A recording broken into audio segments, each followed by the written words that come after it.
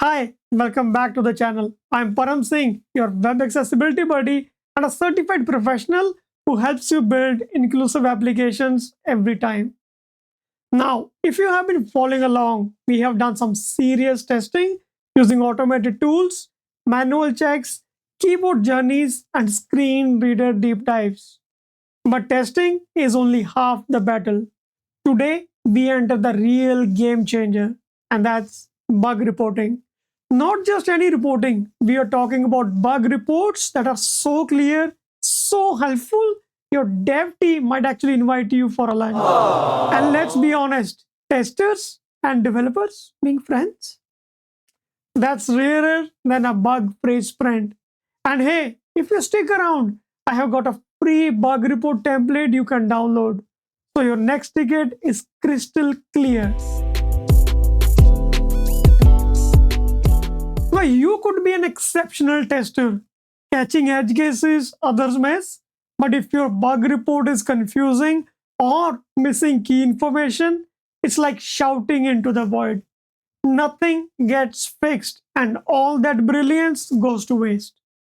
Bug management is an art. It should tell the story of what's broken, why it matters, and how to fix it. I have seen testers creating bugs like button doesn't work. But what button, where, why, and how? All these are missing. Let's stop being mysterious and start being awesome. Here are the 8 elements of a great accessibility bug report. Start with clear and concise bug title.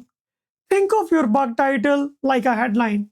It should tell developer exactly what's wrong and where.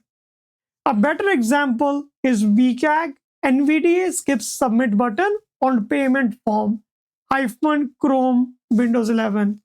It tells your developer or a scrum master that this issue is pertaining to WCAG, and then a short meaningful title makes it evident which assistive technology is used on which button and on which browser and operating system. Secondly, a detailed bug description. Describe what's happening, where it's happening, and why it's a problem. Make it short and give enough for someone who has never seen the page. Think of it like explaining it to an 8-year-old kid. Actual versus expected results. Want your developers to love you? Maybe that's too much. Okay. But if you include actual versus expected results in your bug report, you will at least earn their respect. Fourth, provide them what tools you used, which assistive technology and platform was used while testing the scenario. Was it NVDA with Chrome on Windows or was it VoiceOver on Safari? This helps recreate the bug easily. Define severity of the bug. Anyone can find bug, but knowing how bad it really is, that's what makes you a professional. Make providing severity your superpower, helping your team how serious the bug is. Use high severity that blocks your users from completing a task. Use medium severity that causes confusion or friction for them to complete a task. And finally, use low severity for only cosmetic related issues. Next up, provide the steps to reproduce. Write this like you're guiding a friend. Visit sign up page, turn on NVDA, tap to the submit button. If it is confusing, it won't get fixed. And number 7, provide screenshots or videos. A good image or short video saves everyone time. Instead of writing long explanations, just show them what's broken. If you can highlight the issues using tools like XDevTools or Andy, or include what screen reader says, it makes the bug super clear, even for someone who has never seen the page before. And number 8, provide recommendations to your fix. Don't stop at pointing out problems, offer solutions. Say, use label or ARIA label for form labels to meet WCAG 2.2 243 success criteria.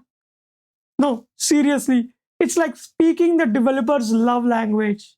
When you say this failed WCAG 2.1, single A conformance, success criteria 243, focus order, it shows two things. You are not just guessing it, and you actually know your stuff. It builds trust, it adds weight to your report, and it helps team trace the issues back to accessibility standards they are supposed to meet. And here's the bonus, it trains your developers too. They will start to understand why missing focus order matters, and that's a win for everyone. Here's one more pro move, label your bug reports.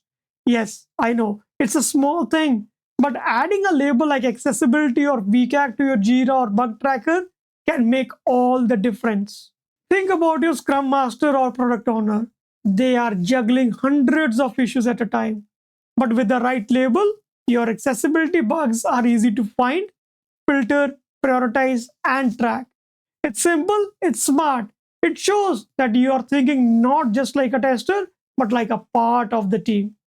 Comment bug management to get this free template. Alright, accessibility champion, it's your turn now. Here's the challenge of the week.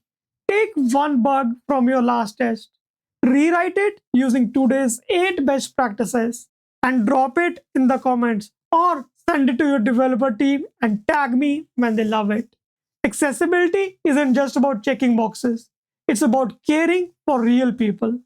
And when we report bugs clearly, we make the web better, faster. Like this video, then smash that like button. Share it with your team and hit subscribe so you never miss a trick to improve digital inclusion. This is Param Singh signing off. Until next time, keep testing, keep reporting, and keep building a web for everyone.